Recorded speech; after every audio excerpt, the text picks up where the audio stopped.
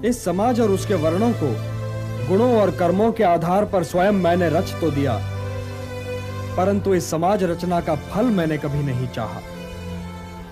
इसीलिए कर्ता होते हुए भी मैं अकर्ता हूं।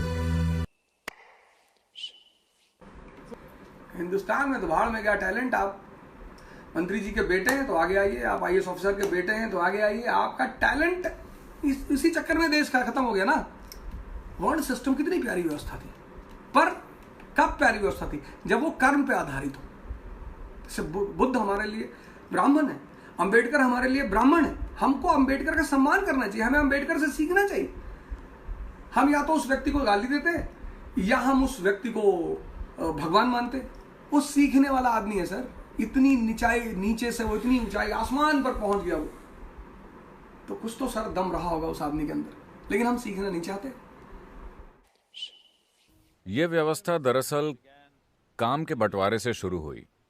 एक समाज में काम करने के लिए यह जरूरी है कि आबादी में एक खास तादाद में लोग अलग अलग कौशल और कारीगरी करें। कोई प्रशासन का ध्यान रखे, कोई समाज के लिए शिक्षा और आध्यात्मिक प्रक्रिया को देखे।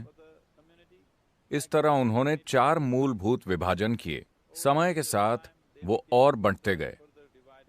जरूरी नहीं है कि पक्षपाती प्रक्रिया के तौर पर, बल्कि काम के बंटवारे के तौर पर। और साथ ही हमें यह समझना चाहिए कि प्राचीन समय में जब कोई इंजीनियरिंग स्कूल और मेडिकल स्कूल नहीं थे, अगर आपके पिता बढ़ई थे तो आप बचपन से घर पर बढ़ईगिरी सीखते थे और एक अच्छे बढ़ई बनते थे।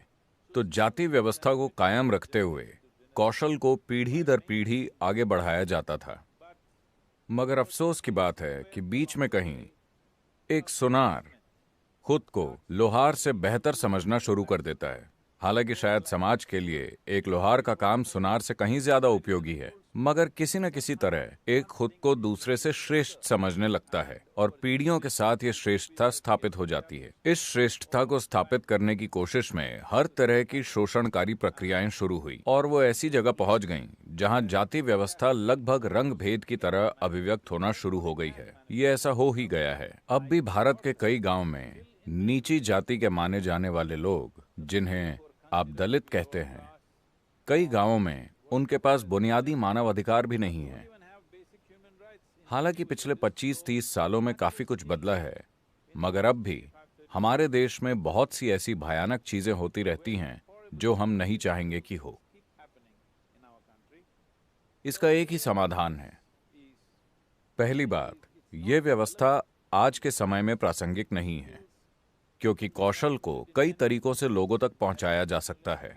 हमारे पास एजुकेशनल इंस्टीट्यूशंस हैं, टेक्नोलॉजिकल इंस्टीट्यूशंस हैं, इसलिए अब ऐसा नहीं कि कौशल सिर्फ परिवार के अंदर ही आगे बढ़े। But there is one context that is of social security.